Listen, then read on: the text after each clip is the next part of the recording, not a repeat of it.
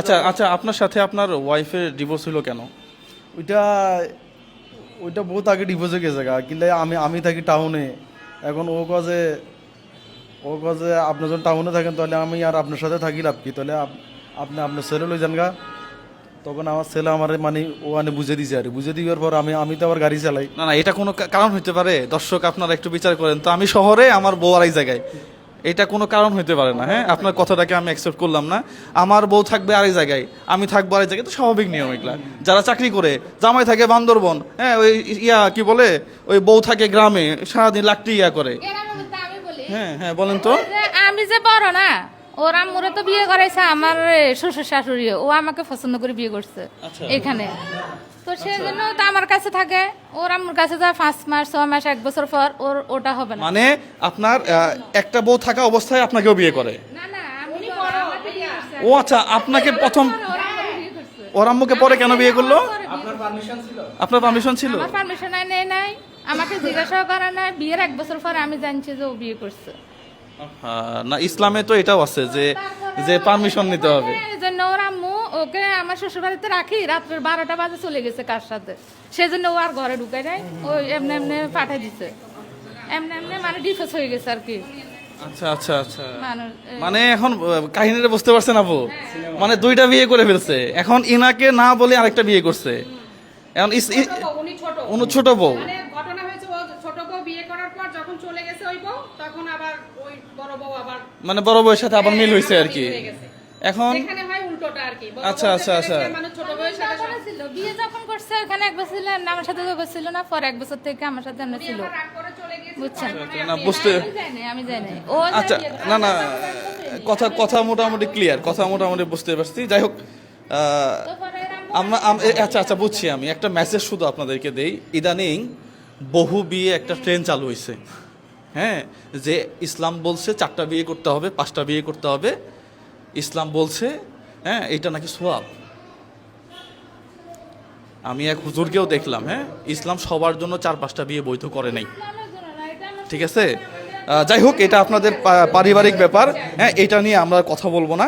আমার কাছে যেটা মনে হয়, ইসলামে এটাও আসে, যদি আপনি আরেকটা বিয়ে করতে যান তাহলে প্রথম স্ত্রীর অনুমতি নিয়ে এরপরে বিয়ে করতে হয়। হ্যাঁ হ্যাঁ, ডিভোর্স তো মানে প্রচুর বেড়ে গেছে। আচ্ছা যাই হোক, এই অবস্থায় এই সন্তানকে দেওয়াটাই রিস্ক। এরপরেও আপনি যেহেতু আমাকে কথা দিলেন যে এই সন্তানটাকে আপনি আপনার নিজের সন্তানের মতো রাখবেন, দেখেন আমি তো রাখবো, নিজের সন্তানের মতো রাখবো, কিন্তু ও যদি আমাকে ফাটি মারি আবার চলে যায়, ওটা রিস্ক আমি নিতে পারবো না। না, এই তুমি কি আবার যাবা? এদিকে আসো, এদিকে আসো।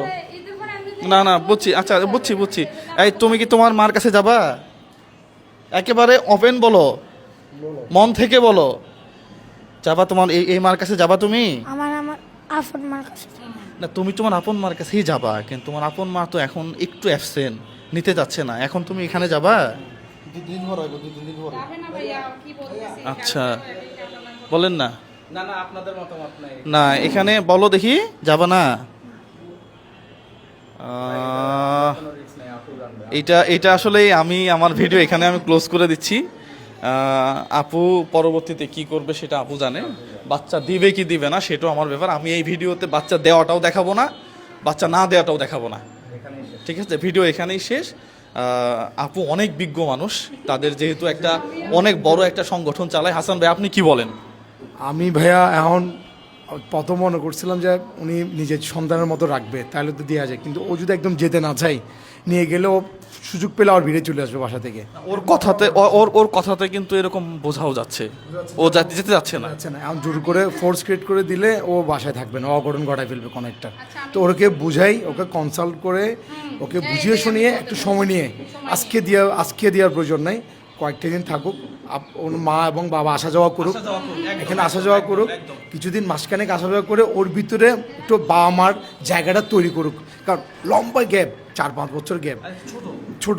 ওর মা যখন, ওই সৎ মা যখন এসে মায়ের আদর যত্ন দিবে, ওর জন্য খাবার নিয়ে আসবে, ওকে আদর যত্ন দিবে, অথবা নিয়ে 2-1 ঘন্টা রেখে আবার সাথে ঘোরাবে, তাহলে ও যখন ও বুঝতে পারবে যে ও মায়ের যত্নটা ওনার কাছ থেকে পাচ্ছে, তখন ও নিজ থেকে বলবে যে আমি যাব, তখন মনে দিলে ভালো হয়। আচ্ছা, ওর আম্মু ফোন দিছে। হ্যাঁ আচ্ছা, ভালো হয়েছে। হ্যালো, আসসালামু আলাইকুম। ফ্যানটা অফ করে দেন তো। ওয়ালাইকুম সালাম। আপনার ছেলেকে তো পাওয়া গেছে? হ্যাঁ হ্যাঁ, আমি তো জানি ভাই, আর আমি তো অনেক সমস্যায় আছি, এই জন্য যাইতে পারি নাই। আচ্ছা, আপনি আপনি আপনি আপনি কিসের চাকরি করেন? আমি তো ঢাকা থাকি ভাই, না, ঢাকাতে কিসের চাকরি করেন? গার্মেন্টসে। আচ্ছা, আপনি কি বিয়ে করছেন? না ভাইয়া, আমি এখনো বিয়ে শাদী করিনি। আচ্ছা, তাহলে এই যে আপনার আপনার সন্তানকে আপনি নেবেন? জি, আপনার ছেলেকে নেবেন? হ্যাঁ, আমার ছেলে আমি নিব না। তা আপনার ছেলেকে আপনি নেবেন, তাহলে ছেলের বাবা যে আসছে, হ্যাঁ, বাবা আসছেন, বাবার সাথে যাক, আমি ঈদের পরের দিনে মনে করেন আমি okay fine, okay fine, okay fine, okay clear, okay fine. মানে উনি বলতেছে যে বাবার সাথে যাক, পরবর্তীতে উনি নিয়ে নিবে। হ্যাঁ, আচ্ছা, এখন হাসান ভাই যে কথাটা বলছে, দাঁড়ান, হাসান ভাই যে কথাটা বলছে আমি একটু শেষ করি।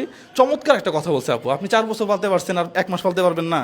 ভাইয়া আমার তো সমস্যা নেই। আপুর সমস্যা নাই। তাহলে হাসান ভাইয়ের কথাটা আমার চমৎকার লাগছে এই জন্যই যে এ এখানে থাকবে, এর মা এবং বাবা যাওয়া আসা করবে। পরে আসুক ভাইয়া। হ্যাঁ, ঈদের পরে এসে এবং আরেকটা একটা একটা বন্ডিং তৈরি হোক। ভাইয়া, হ্যাঁ, ওনার সাথে আমি ওনার। একটু- এক মিনিট একটু বলি। Please. একটু আগে ও বলছিল যে আপু আমি যেখানেই থাকি তোমার কাছে আমি ঈদের দিনে চলে আসব। আসলে আমারও খুব খারাপ লাগতেছে, বিশ্বাস করেন। ও আমাকে একটু আগে বলছে ভাইয়া, এখানে বলতিছে আপু আমি যেখানে, ও বলছে কিনা আপনার সামনে বলছে, ওর বাবার সামনে বলছে ভাইয়া, বলছে আমি যেখানে থাকি আমি এখানে এসে ঈদ করবো ওদের সামনে।